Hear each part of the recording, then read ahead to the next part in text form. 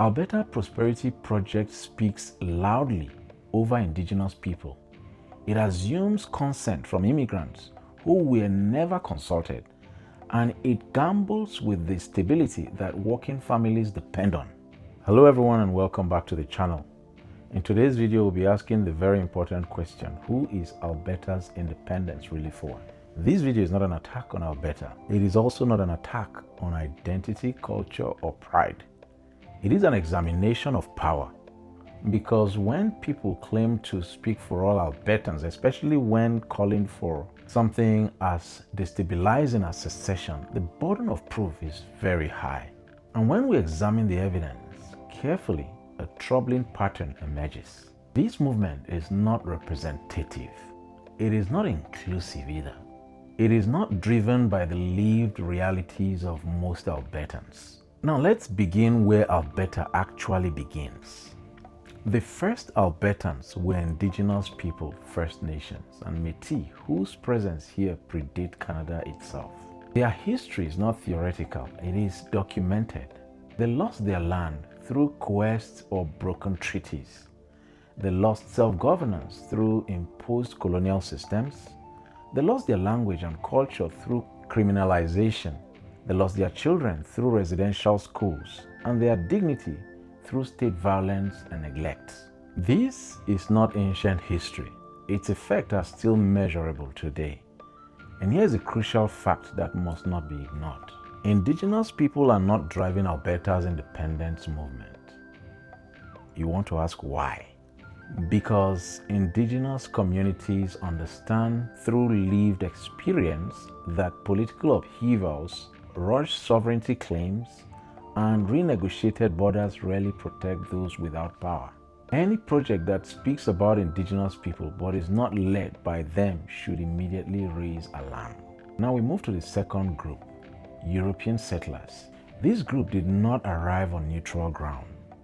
They arrived through explicit state policy, through acts of parliament like the Dominion Lands Act. The Canadian government transferred millions of acres of land to European settlers, land taken from Indigenous people.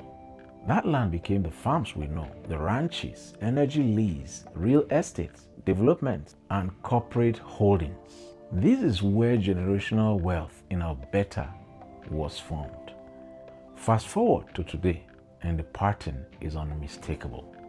The leadership, funding, and institutional backing of Alberta's independence movement overwhelmingly come from landowners, developers, energy sector elites, and political connected families. These are not people at risk of homelessness. They are not people living paycheck to paycheck.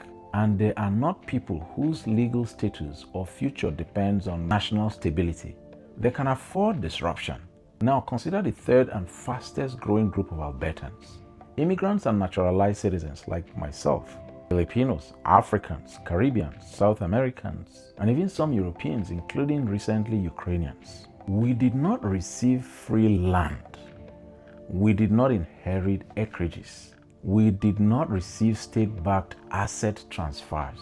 We came legally. We worked relentlessly. We paid taxes. We bought modest homes. We staffed the hospitals, transit system, care facilities, construction sites, and warehouses. Many of us came from countries destroyed by wars, ethnic divisions, political fragmentation, and secessionist conflicts. For most of us, true Albertans, Canada is not an abstract idea. Canada is safety. Canada is predictability. Canada is rule of law. And we are not asking for a new flag. We're asking for peace. We're asking for continuity, reforms, and a future for our children. Let's take the charge clearly. This independent movement is not a mass uprising of us ordinary Albertans. It is a top-bottom project led by people with land, capital, and political insulation. Alberta Prosperity Project speaks loudly over Indigenous people. It assumes consent from immigrants who were never consulted, and it gambles with the stability that working families depend on. For most of us Albertans, especially new Canadians, Canada is not a problem. Lack of provincial sovereignty to freely develop our resources is. To our Indigenous allies, you know what happens when power is reshuffled without justice. To new Canadians, we know what instability looks like, and we came here to escape it. To undecided voters like myself, ask who benefits if things go wrong, who pays the price. Because real Alberta is not a slogan. It is people trying to live safely, raise families, and belong. And no one gets to fracture that future without our clear, informed consent. If you're a true Albertan, please drop your comment, like the video, share the content, and subscribe to the channel. Thank you for watching, and I'll see you in the next video.